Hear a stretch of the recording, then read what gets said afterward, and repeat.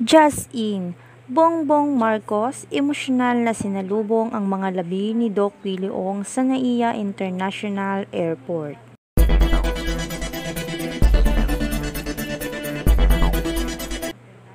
Isang himalang araw na maituturing ang patuloy na pagbuti ng kondisyon ni Doc Willie Ong matapos itong madiagnose na may sarcoma cancer.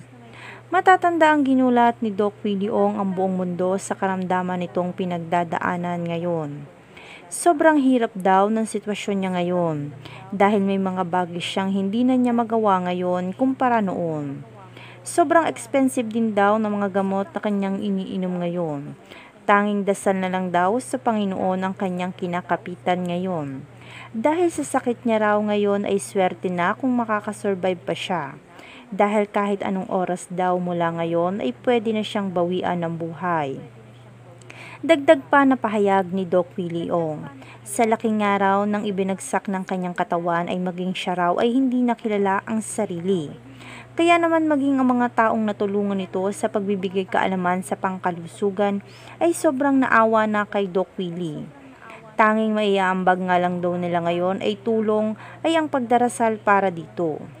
Na isang araw ay maglaho na ang karamdaman nitong iniinda. Kasalukuyan naman ngayong nag-a-undergo ng chemotherapy si Doc Willie ayon sa kanyang mga doktor. Isa raw ito sa kailangan ni Doc Willie Ong sa ngayon.